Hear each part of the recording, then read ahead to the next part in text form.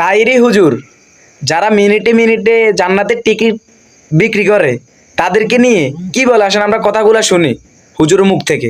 সারা জীবন শুনলেন ওয়ামা দিনুকা, তোমার ধর্মের নাম কি? আর আমার মতে এক মৌলবী মাইক দিয়ে বলে, সে বলতেছে ওয়ামা দিনুকা মানে কবরের মধ্যে নাকি জিগাইব তোমার দলের নাম কি।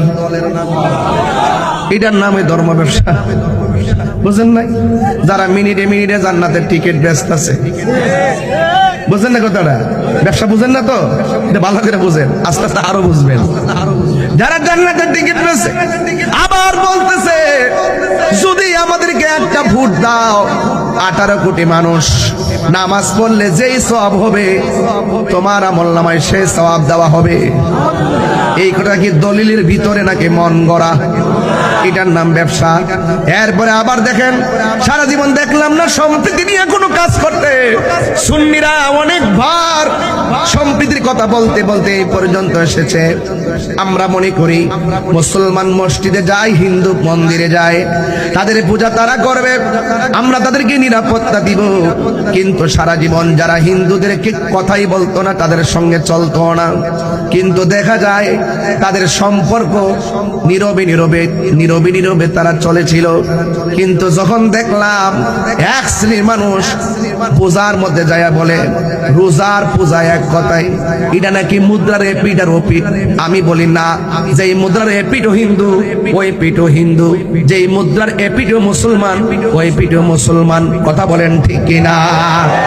এই অপব্যাখ্যাগুলো যারা এইভাবে মানুষের সামনে বলে বলে কবরের প্রশ্ন নিয়ে পর্যন্ত বাণিজ্য খেলা শুরু হয়ে গেছে।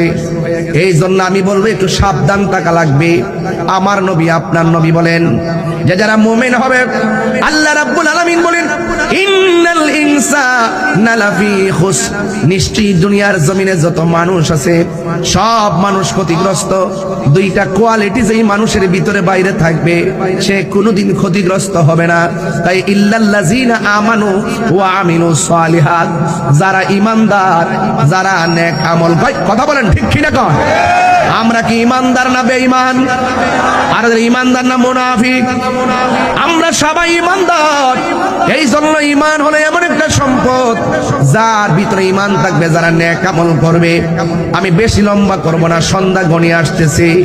এই জন্য আমি আপনাদের খেদমতে বলবো যে কথাগুলো বলতে চাই। ও যুবকের দল, আল্লাহ রাব্বুল আলামিন বলতেছেন ওয়াতাওয়াসাউ বিল হাক্কি ওয়াতাওয়াসাউ বিস সাবর, যারা ধৈর্যের উপদেশ দেয়, যারা ধৈর্যের উপদেশ দেয়, সৎ উপদেশ দেয়, এবং যারা ঈমানদার, যারা নেক